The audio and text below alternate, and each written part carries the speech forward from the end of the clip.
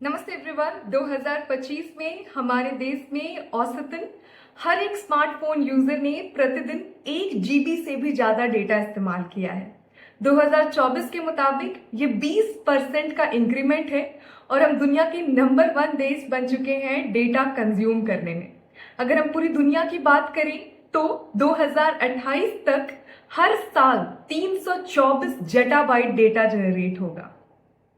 ये एक humongous amount of data है। कंपनीज हमारे हर एक डेटा पॉइंट को ट्रैक करती हैं कि हम कहाँ जाते हैं, क्या प्रोडक्ट कंज्यूम करते हैं, किस टाइप का कंटेंट कंज्यूम करते हैं, लेकिन इस डेटा का करना क्या है, और यही आंसर करते हैं हमारे डेटा एनालिस्ट। डेटा एनालिस्ट की 3 मेजर एक्शन होते हैं, 3 major day to day responsibilities होती हैं। पहला है डेटा एक्सट्रैक्शन।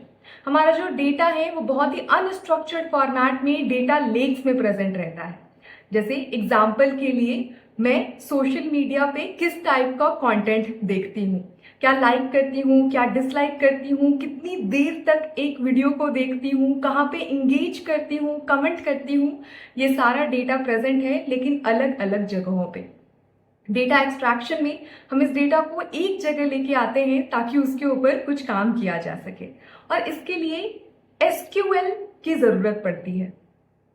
अब डेटा एक जगह पे आ गया लेकिन ये डेटा क्लीन नहीं होता है, कुछ डेटा मिसिंग होते हैं, कुछ डेटा डुप्लीकेट होते हैं, कुछ डेटा कंप्लीटली गलत होते हैं, तो इसको क्लीन करना जरूरी है, जो कि दूसरा पार्ट होता है डेटा एनालिसिस, सबसे इंपॉर्टेंट पार्ट। यहाँ पे डेटा क्लीन किया जाता है और फिर उसके ग्राफ्स और चार्ट्स बना के उससे इंसाइट निकाले जाते हैं कि आखिर अगर मैं इस टाइप का डेटा कंज्यूम कर रही हूँ तो वो मेरे बिहेवियर के बारे में क्या बताता है, कि मुझे किस टाइप का कंटेंट रिकमेंड हो ताकि मेरे YouTube पे टाइम ड्यूरेशन बढ़ जाए, जो कि फाइनली कंपनी का की मेट्रिक होता है। और यहाँ पे जरूरत पड़ती है एक्सेल की और पाइथन की। तीसरा पार्ट होता है डेटा विजुअलाइजेशन का। अब डेटा एनालिस्ट को अपने मैनेजर को अपने इनसाइट्स दिखाने होते हैं और वो एक्सेल और चार्ट्स के फॉर्म में तो दिखाएंगे नहीं, तो उसको एक डैशबोर्ड पे रखना पड़ता है और इसके लिए टैब्ल्यू या फिर पावर BI सीखना होता है। अब इसको सीखना कैसे है? एसक्यूएल को, पाइथन को, एक्सेल को, टैब्ल्यू को, पावर BI को, इसके 2 अप्रोचेस होते हैं। पहला है गाइडेड अप्रोच, यानी कि आप कोई ऑनलाइन सर्टिफिकेशन या फिर प्रोग्राम ज्वाइन करें जो कि 3 से लेकर 24 महीने का होता है और यहाँ पे आपको स्टेप बाय स्टेप हर एक चीज सिखाई जाती है। इसके लिए बेस्ट कोर्स या यूनिवर्सिटी कौन सी होगी आप सिलेक्ट कर सकते हैं कॉलेज विद्या की मदद से।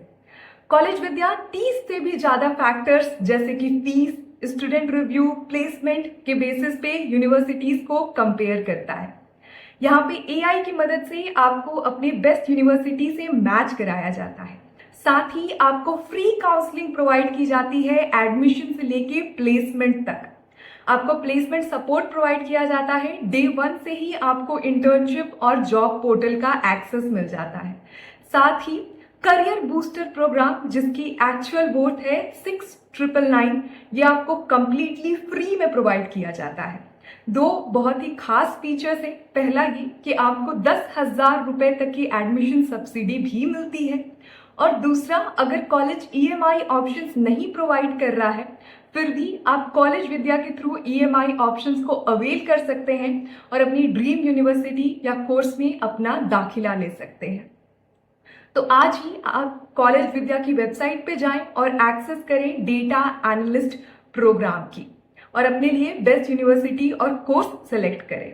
आज से ही आपको अपनी जर्नी स्टार्ट करनी है। मैंने लिंक डिस्क्रिप्शन बॉक्स में आपके लिए अटैच कर दिया है। और दूसरा तरीका होता है कि आप फ्री रिसोर्सेज की मदद से अपनी स्टडी करें। आपको यूट्यूब पे ऑनलाइन बहुत सारे फ्री सारी ही स्किल के वीडियोस मिल जाएंगे जिससे आप इसको सीख सकते हैं। सबसे इंपॉर्टेंट पार्ट होता है आपको प्रोजेक्ट्स बनाने हैं, क्योंकि आपने स्किल्स तो सीख ली लेकिन कंपनी देखना चाहती है कि आप उससे क्या करते हैं, कंपनी को क्या फायदा पहुंचता है। तो आपको इसके बाद अपनी प्रोजेक्ट्स बनानी है अपने एरिया ऑफ इंटरेस्ट में। तो जैसे अगर मैं क्विक कॉमर्स में इंटरेस्टेड हूँ तो मैंने ब्लिंकिट के लिए ये डैशबोर्ड बनाई। यहाँ पे एक मैनेजर देख सकता है कि कौन सी एरिया में किस टाइप के प्रोडक्ट बिक रहे हैं, किस साइजेस के प्रोडक्ट हैं, कौन सी क्वालिटी को लोग ज़्यादा पसंद कर रहे हैं, ताकि उस हिसाब से वेयर हाउस में ऑप्टिमाइज किया जा सके, उस हिसाब से ऑफर्स चलाए जा सके ताकि सेल और बढ़ सके। ऐसे ही आपको अपने एरिया ऑफ इंटरेस्ट में प्रोजेक्ट बनाना है, उसको अपनी सीवी पे लिखना है और फिर रिक्रूटर्स को रीच आउट करना है।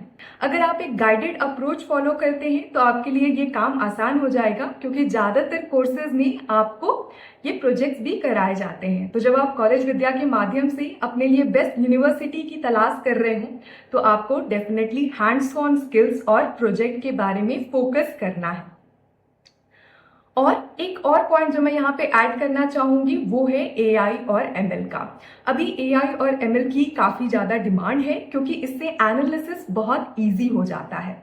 तो अगर आप एनालिसिस और क्लीनिंग AI के माध्यम से कर सकें, ML का इस्तेमाल कर सकें, तो आपकी कैपेबिलिटी 100 गुने बढ़ जाती है और कंपनी के लिए आप बहुत डिजायरेबल बन जाते हैं। तो आपको ये दोनों स्किल भी इसके ऊपर से बेसिक लेवल तक डेफिनेटली सीखनी है। अगर आप ये सारी चीज़ें कवर कर लेते हैं तो आप एक डेटा एनालिस्ट पोजीशन के लिए कंप्लीटली रेडी हो जाएंगे, जो कि 2026 का सबसे हॉट और इन डिमांड करियर ऑप्शन होने वाला है। अगर मंथ बाई मंथ प्लान की बात करें तो पहले 1 महीने में आपको अपने बेसिक्स क्लियर करने हैं, डेटा एक्सट्रैक्शन के बारे में सीखना है जिसके लिए आप SQL सीखें। उसके बाद 2 महीने में आपको एक्सेल और पाइथन सीखने हैं, क्योंकि पाइथन आपका अगर कोडिंग बैकग्राउंड नहीं है तो इसमें थोड़ा टाइम लगेगा पाइथन बेसिक्स सीखने में, लेकिन आपको केवल कुछ ही लाइब्रेरी सीखनी है जिससे आप चार्ट्स और ग्राफ बना सकें। और उसके बाद लास्ट 1 महीने में आपको डेटा विजुअलाइजेशन के ऊपर काम करना है। फिर आपको 1-1.5 महीने लगा के अच्छे से अपने लिए एक प्रोजेक्ट बनाना है। तो 5.5-6 महीनों में आपका पूरा टाइम रोड मैप रेडी हो जाएगा और आप फिर अपनी एप्लीकेशन के ऊपर में काम कर सकते हैं। अगर आप ऐसी और भी वीडियोस में इंटरेस्टेड हैं तो definitely subscribe. That's pretty much about it. Hope it was helpful. Thank you.